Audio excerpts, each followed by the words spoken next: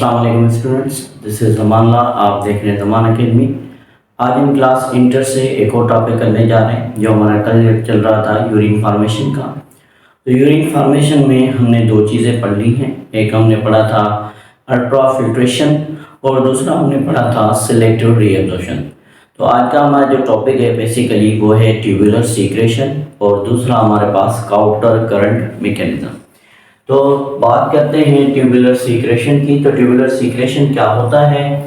ये एक ऐसा अमल है, इस प्रोसेस में क्या किया जाता है, तो इस प्रोसेस में जो सब्सटेंसेस होते हैं इनको मूव किया जाता है किसमें, फिल्ट्रेट में, किसके थ्रू, पीसीटी के ऊपर। ठीक है, इनमें हमारे पास कुछ वेस्ट इंक्लूड होती हैं जो हमारी अल्ट्रा फिल्ट्रेशन के दौरान वहां से फिल्ट्रेशन से क्या हो गई थी, स्केप हो गई थी और उनको जो है वापस कहाँ पे चली गई थी, हमारे ब्लड में। इनको वापसी हमारे पास जो है इस ट्यूब में डाला जाएगा। तो इस मैकेनिज्म को कहा जाता है ट्यूबुलर सीक्रेशन। इसमें हमारे पास क्या क्या आते हैं, यूरिया, क्रिएटिनिन, यूरिक एसिड और हाइड्रोजन आयंस। ठीक है, उसके साथ साथ हमारे पास पोटेशियम के आयंस और कुछ हार्मोन्स और ड्रग्स इधर डाली जाती हैं। अब कैसे होता है ये मैकेनिज्म, तो ये हमारे पास हमने पढ़ा है पीसीटी। ठीक है, ये हमारे पास आता है पीसीटी, देन पीसीटी के बाद ये आता है हमारे पास loop of Lennon, then again DCT. तो ये वाला मैकेनिज्म बेसिकली हो कहाँ पे रहा है, ये वाला मैकेनिज्म एक तो होता है पीसीटी के ऊपर और दूसरा डीसीटी के ऊपर। कैसे? ये जो हमारी ब्लड कैपिलरीज होती हैं ये वाली, ठीक है, जिनको पेरिट्यूबुलर कैपिलरीज कहते हैं, ये जैसे इनको क्या करती हैं, इसमें से सीक्रेशन करती है, वेस्ट प्रोडक्ट को फिल्टर आउट करती है इधर हमारा जो फिल्ट्रेट होता है उसके अंदर। इस मैकेनिज्म को हम क्या कह रहे हैं, ट्यूबुलर सीक्रेशन कहते हैं। कैसे होता है कि इसमें हमारे पास कौन कौन से, एक तो हमारे पास पोटेशियम आयंस हैं, ठीक है, जो कहाँ पे हो रहे हैं, डीसीटी के ऊपर। उसके साथ साथ हमारे पास जो कलेक्टिंग डक्ट होता है उसके ऊपर रेसिप्रोकल होती है एक्सचेंज। रेसिप्रोकल एक्सचेंज जैसे सोडियम को अब्सॉर्ब किया जाएगा और पोटेशियम वहाँ पे रिलीज होती जाएगी।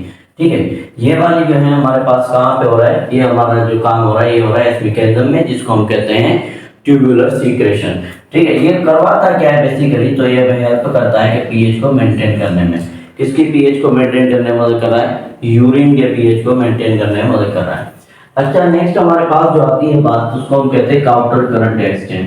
अब काउंटर करंट एक्सचेंज या काउंटर करंट मैकेनिज्म है क्या, तो ये सिंपली एक ऐसा प्रोसेस होता है जिसमें एक्सचेंज ऑफ मॉलिक्यूल्स होती हैं दो डिफरेंट फ्लूइड के कंसंट्रेशन में। ये वाला मैकेनिज्म हमारे पास क्या कहलाता है, मैकेनिज्म जिसमें इन्वॉल्व होती हैं मैक्सिमम एक्सचेंज ऑफ मॉलिक्यूल्स की, किसमें, बिटवीन टू फ्लूइड्स, दो फ्लूइड्स में जो डिफरेंट कंसंट्रेशन के होते हैं। एक ये कहाँ पे होता, कहाँ पे, तो ये हमारे पास बेसिकली सिंपली होता है, एक तो लूप ऑफ हेनल है और दूसरा मेडुला के बीच में। लूप ऑफ हेनल और मेडुला के बीच वाला जो प्रोसेस हो रहा है जिसमें एक्सचेंज हो रही है मॉलिक्यूल्स की, ये वाला मैकेनिज्म हमारे पास क्या कहलाता है, इसको हम कहते हैं काउंटर करंट मैकेनिज्म। अब असेंडिंग लिंब जो होती है लूप ऑफ हेनल की, कैसे होती है असेंडिंग, देखें ये हमारे पास असेंडिंग लिंब है लूप ऑफ हेनल की। तो हमारी जो कैपिलरीज होती हैं वो बेसिकली इस डायरेक्शन में मूव करती हैं, ठीक है, इस डायरेक्शन में मूव कर रही है और हमारा लूप ऑफ हेनल इस डायरेक्शन में। तो ये हमारा जो लूप ऑफ हेनल है, ये वाली जो साइड है इसको हम क्या कहते हैं, इसको हम कहते हैं असेंडिंग लिंब। क्या कहते हैं, असेंडिंग लिंब। और इसको हम क्या कहते हैं, तो इसको हम कहते हैं डिसेंडिंग लूप ऑफ हेनल।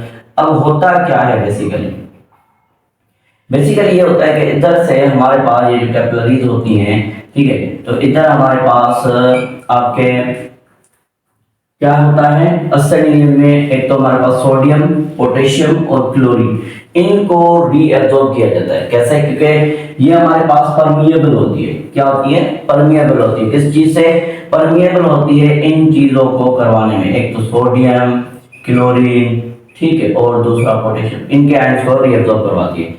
तो ये वाला प्रोसेस हमारे पास किसकी वजह से हो रहा है, असेंडिंग लिंब की वजह से हो रहा है, ठीक है। और जबकि डिसेंडिंग लिंब, ये वाली दूसरी जो ऊपर नीचे की तरफ आ रही, ये वाली हमारे पास परमिएबल होती है वाटर से। अब असेंडिंग लूप जो होती है, असेंडिंग लिंब जो होती है लूप ऑफ हेनल की, इसके पास स्पेशल को ट्रांसफर प्रोटीन्स होती हैं। क्या होती है, स्पेशल को ट्रांसफर प्रोटीन्स होती है, ट्रांसपोर्टर। ये क्या करवाती हैं, ये अलाउ करवाती है एक सोडियम के आयन को, एक पोटेशियम के आयन को, ठीक है, और उसके साथ साथ 2 क्लोरीन के आयन को। जैसे ही ये हमारे होंगे रीअब्सॉर्ब, तो क्या करेंगे, ये एक्टिवली एब्सॉर्ब कर रहे हैं इधर से असेनिक लिंब पे। अब जैसे ही असेनिक लिंब पे पानी रीअब्सॉर्ब होता है, क्या होता है, इधर पानी जैसे ही रीअब्सॉर्ब होता है तो फिर क्या होता है कि इधर से हमारा जो मेडुला वाला रीजन है, ये वाला मेडुला वाला रीजन क्या हो जाता है, मेडुला वाला रीजन हमारे पास हो जाता है कंसंट्रेटेड। जब कंसंट्रेटेड हो जाता है तो क्या करेगा, सॉलिड पोटेंशियल बढ़ेगी। जब सॉलिड पोटेंशियल बढ़ेगी तो हमारे पास क्या होगा, पानी हमारा कंटिन्यूअसली इधर एब्सॉर्ब किया जाएगा, ठीक है। सॉलिड पोटेंशियल कौन बढ़ा रहा है, सोडियम क्लोराइड बढ़ा रहे हैं, ठीक है। तो इस तरीके से हमारे पास क्या हो रहा है, एक्सचेंज हो रही है मटेरियल्स की, या हमारे पास जो है पानी को रीअब्सॉर्ब किया जा रहा है। हमारे पास आगे हमारे पास क्या है कि जो मूवमेंट होती है आयंस की, ठीक है, ये हमारे पास बेसिकली इनके पास होते हैं स्टेरॉइड बेस्ड कुछ हार्मोन्स होते हैं जो इनको हेल्प आउट करते हैं इस चीज में, रिएब्जॉर्प्शन में। उसको कहा जाता है एल्डोस्टेरोन हार्मोन। एल्डोस्टेरोन हार्मोन कहाँ से आता है, तो ये आता है एडिनल ग्लैंड से। एडिनल ग्लैंड के बारे में हमने थोड़ा सा पढ़ा है, ये कहाँ पे होता है, तो ये सिंपली हमारे पास किडनी। तो इस किडनी के ऊपर आपको ऐसा ट्रायंगुलर शेप मैंने बताया होगा कि हमने पढ़ा होगा, होता है जिसको हम कहते हैं क्या, एडिनल ग्लैंड कहते हैं। ये एडिनल ग्लैंड के 2 हिस्से होते हैं, बाहर वाला कॉर्टेक्स, अंदर वाला मेडुला। तो ये एडिनल कॉर्टेक्स से रिलीज होता है, ठीक है। ये क्या करवाता है, ये बेसिकली हमारे पास सोडियम के आयंस वगैरह को रिएब्सॉर्ब करवाता है, क्लोरीन को, तो उसकी वजह से वाटर जो है मूवमेंट करता है, ठीक है। अच्छा, दूसरा हमारे पास हार्मोन है एंटी ड्यूरेटिक हार्मोन, एडीएच कहा जाता है इसे, या इसके लिए दूसरा वर्ड जो है वेसोप्रेसिन भी इस्तेमाल किया जाता है। ये कहाँ से होता है, तो ये सिंपली हमारे पास होता है पिट्यूटरी ग्लैंड से रिलीज। कौन से, पिट्यूटरी ग्लैंड। ये भी हम केमिकल कोऑर्डिनेशन में पढ़ने वाले हैं, ठीक है। अच्छा, इसके साथ साथ इनके पास एक और कंपाउंड होता है जो इंक्रीज करता है ऑस्मोटिक ग्रेडियंट, वो हमारे पास है यूरिया, ठीक है। ये भी वाटर को रिएब्सॉर्ब करवाने में हेल्प करवाता है। ये हमारे कहाँ पे इंटर होते हैं, मेडुला के अंदर इंटर होते हैं। कहाँ से, कलेक्टिंग डक्ट से इंटर हो रहा है यूरिया, और किसके साथ, ठीक है, दूसरे आयंस के साथ, ठीक है, विद अलॉन्ग अदर आयंस, ठीक है। तो ये हमारे पास क्या करवाता है, ये हमारे पास रीअब्जॉर्प्शन ऑफ वाटर को करवाने में हेल्प आउट करवाता है। ये जो मैकेनिज्म हो रहा है, इस मैकेनिज्म को हम क्या कहते हैं, काउंटर करंट मल्टीप्लायर कहते हैं। क्या कहते हैं, counter current multiplier. Counter current जो मैकेनिज्म होता है बेसिकली 2 चीजों के बीच में होता है, एक तो लूप ऑफ हेनल, दूसरा वैसा रहता है ब्लड जो पेरिट्यूबुलर कैपिलरीज होती है। आगे बात करते हैं तो हमारी जो ब्लड कैपिलरीज होती हैं ये परमिएबल होती हैं वाटर के और कुछ आयंस के।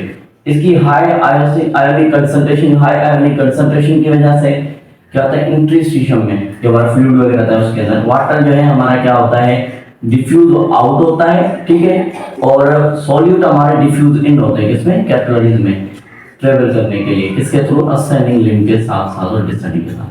अच्छा, अब होता क्या है, ये वाला मैकेनिज्म सारा हमारा हो रहा है लूप ऑफ हेनल, ठीक है। इसको हम मल्टीप्लायर भी कहते हैं, इसको काउंटर करंट एक्सचेंज भी कह रहे हैं।